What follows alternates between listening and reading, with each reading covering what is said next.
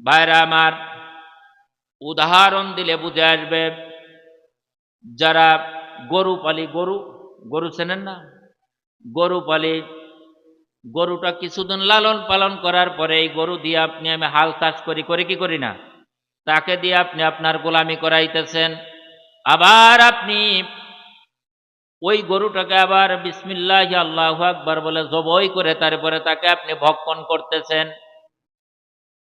তাকে আপনার জন্য গোলাম হিসাবে দুনিয়ার ভিতরে আল্লাহ পাক পাঠিয়েছেন। শুধু তা নয়, আল্লাহ রাব্বুল আলামিন দুনিয়ার ভিতরে যত মাখলুকাত সৃষ্টি করেছেন, সমস্ত মাখলুকাতগুলো আপনার আমার গোলামির জন্য।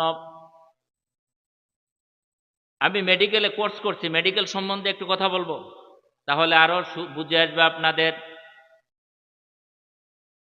আপনার আমার দেহ মোবারক যখন কোনো রোগ হয়, দেহের ভিতরে কোনো সাইড এফেক্ট দেখা দেয়, তখন এইটাকে সুস্থ করার জন্য যে মেডিসিন প্রয়োগ করতে হয়, ব্যবহার করতে হয়,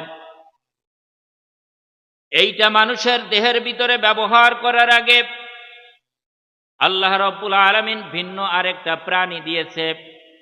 ডাক্তার আগে ওই প্রাণীটার উপরে গবেষণা করে।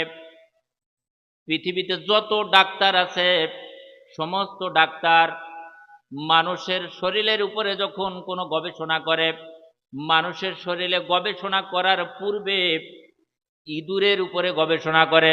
কিসের উপরে? কথা বোঝার চেষ্টা করেন। কিসের উপরে?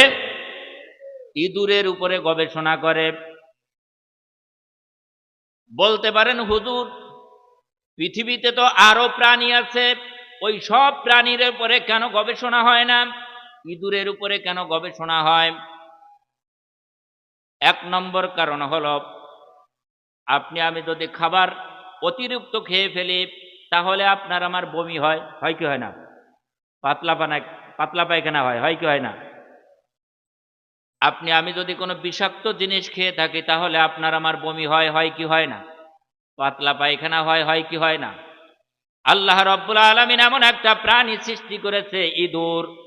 এই ইঁদুর এমন একটা প্রাণী, ইঁদুর যত খাওয়া দাওয়া করুক না কেন, সে জীবনে কোনোদিন বমি করে না। ইঁদুর কোনোদিন কি করে না? বমি করে না। ইঁদুরের কোনোদিন পাতলা পায়খানা, ডায়রিয়া, কলেরা হয় না। বিজ্ঞান গবেষণা করে দেখে,